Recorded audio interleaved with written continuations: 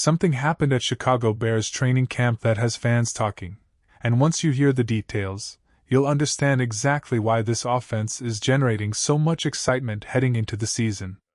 Quick ask before we dive in: if you enjoy honest, in-depth Bears breakdowns like this one, take a second to like this video, drop a comment, and subscribe so you catch every update from camp. Let's start with the question everyone wants answered. Is this finally the season Caleb Williams takes the leap everyone's been waiting for? Based on what unfolded during day 2 of camp, the early signs are extremely promising. People who were actually on the ground at Hallis Hall are describing a quarterback who looked completely in command. When you combine 7-on-7 work with full team drills, Williams was completing passes at a rate well over 70%. And here's the number that really jumps out: he only had 4 incompletions the entire day. 2 of those weren't even really his fault, since they were tipped at the line of scrimmage before they had a chance to be caught. Another one came on a high throw during what was essentially a free play, the kind of rep where quarterbacks are told to just let it fly. So when you actually break it down, this was about as sharp and controlled a practice as a quarterback can put together. Ball on time, ball on target, rep after rep. And it wasn't only about efficiency. The big play ability showed up too. The signature moment of the entire day came on a beautifully thrown deep ball that found veteran wide receiver Khalif Raymond in stride for a 54-yard touchdown. Don't be shocked if that specific throw is trending on social media by the time you finish watching this, because it had that kind of highlight reel quality to it. That brings us to Raymond himself, and honestly, I think a lot of fans are underestimating what he could mean for this offense. When he departed Detroit, he wasn't being used as a primary weapon in that passing game anymore. But here's the important context: his most productive statistical seasons came specifically during the years Ben Johnson was calling plays for him. He still has legitimate speed to threaten defenses vertically, he's more than capable underneath, and he adds real juice as a returner on special teams too. Add all of that up, and it becomes pretty clear why he's got the inside track to be this offense's third receiver. There's a real argument that he represents an upgrade at that spot compared to what the Bears rolled out there last season. This is a name worth watching closely as camp progresses. Now here's where things get even more interesting, because it's not just the veterans making noise. A rookie is starting to turn heads as well. Wide receiver Zavon Thomas, Chicago's third-round selection, has been rotating through snaps with the first, second, and even third-team offense, which is a clear signal the coaching staff wants to find ways to get him involved early. He's already been working as a kickoff returner, and it's looking increasingly likely that role belongs to him from day 1. Let's be realistic about expectations here. Nobody should expect a rookie to walk in and play half the offensive snaps immediately. That's just not how it typically works.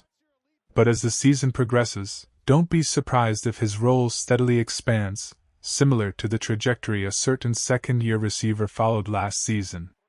Early reports have been overwhelmingly positive about him. His hands look reliable.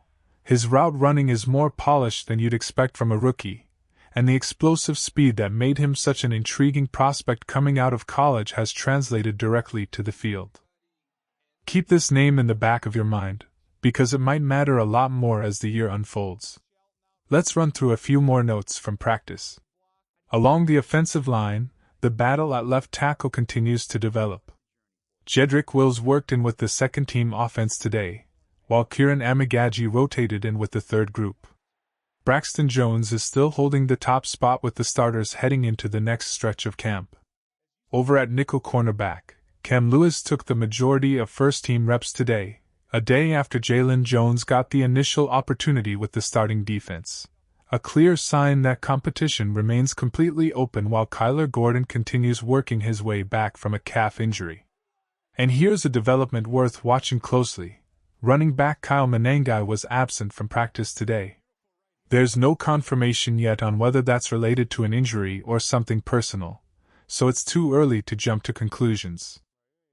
But this is a player who mattered significantly to the offense last season, forming an effective backfield combination alongside DeAndre Swift. If more information surfaces before the day wraps up, it's something worth paying close attention to. Shifting gears to the coaching staff, offensive coordinator Press Taylor spoke to the media for the first time this training camp, and some of what he shared was genuinely fascinating. First, let's talk about Ben Johnson's presence, because what Taylor described was almost athlete-like in nature. According to Taylor, the moment Johnson steps onto the practice field, there's a noticeable shift in intensity, a look in his eyes that signals it's time to get to work. That kind of focus reportedly energizes the entire staff and roster around him. This actually lines up with things we heard dating back to last year's off-season program, when members of the coaching staff were already raving about how serious and driven of a leader he is. After an 11-win season and a playoff appearance, it's safe to say that reputation has been fully validated. Here's your question of the day. Given everything coming out of this camp so far, do you believe the Bears have what it takes to be a legitimate top 5 offense in the league this season? Drop your prediction in the comments below, because I genuinely want to see where the fanbase lands on this one. Taylor also spoke glowingly about receiver Luther Burden III, saying that this offseason is when his natural talent really started translating consistently onto the field without hesitation. Where he used to think through every assignment, Taylor says he's now playing on instinct and reacting instead of overthinking.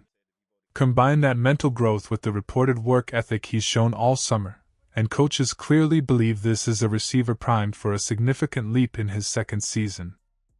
Finally, let's talk about the run game, something Ben Johnson has emphasized constantly throughout the offseason. Taylor reinforced just how much precision it takes to run the ball effectively at a high level. All 11 players have to be completely synchronized, especially up front along the offensive line.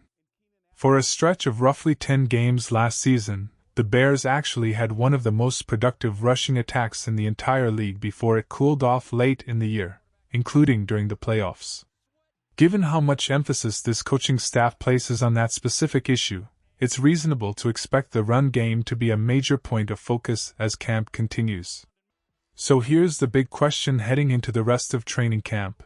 Was Day 2 a legitimate preview of an elite, top-tier offense? Or is this just an early camp surge that fans are getting a little too excited about? Let me know exactly where you stand in the comments below, and if you found this breakdown helpful, make sure you're subscribed, because there's a lot more Bears coverage on the way as camp rolls forward. Bear down.